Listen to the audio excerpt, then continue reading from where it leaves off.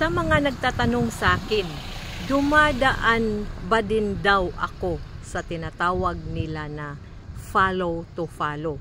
Yun bang pag may mga nagko-comment dyan sa ibang mga video, may mga nakatatak doon, blue, natatak follow, and then i-follow mo, and then bisitahin mo ang kanyang profile, and then mag-comment, mag-react, manood ng kanyang video, and then follow na naman, sa iba na naman na comment, doon na ka naman mag-click ng mga follow.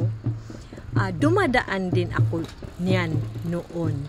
Kaso, mag-ingat tayo sa mga ganyan, mga idol, kasi may mga panahon na mag-over na ang ating pag-click ng mga follow.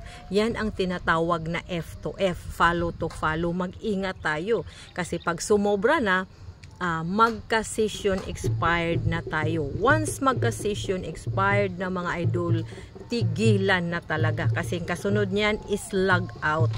Once mag-log out na, pwede kang mag-log in ulit, pero tigilan na ang paggamit sa Facebook. Pwedeng i-charge mo na lang ang cellphone mo or mag-open ka ng ibang sample, YouTube, Messenger. Huwag ka nang mag-Facebook kasi ang kasunod niyan ay restrictions na. Ano man ang nakakasama kung may restriction tayo. For example, lalong-lalo na sa F to F method, ma-restrict tayo ng 24 hours pinaka-minimum. So sayang, isa din yan sa record ni Meta sa atin. Katulad ng nagtatrabaho tayo, mabad record na tayo. Kung hindi pa din natin titigilan, ay umabot pa ng mga ilang araw ang ating restriction. Kaya iwas-iwasan natin ang mga ganun. Okay lang naman yun, pero kunti-kuntiin lang.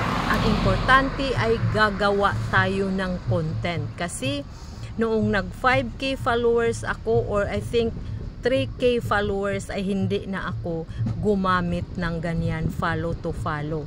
Gumawa lang ako ng content, and then si Meta na ang bahala ng ating mga additional followers. Paspas siya. Paspas ang pagdating ng ating mga followers na hindi natin ginamitan ng follow to follow method. Ang follow to follow method ay magagamit lang yan kung parang nasa 1K friends or 1K followers pa lang tayo. Pero pag nasa 3K, gagawa lang tayo ng content, mga idol. I promise, dumami talaga ang ating followers. So yun lang, mga idol, sana nakatulong at mag-ingat tayo.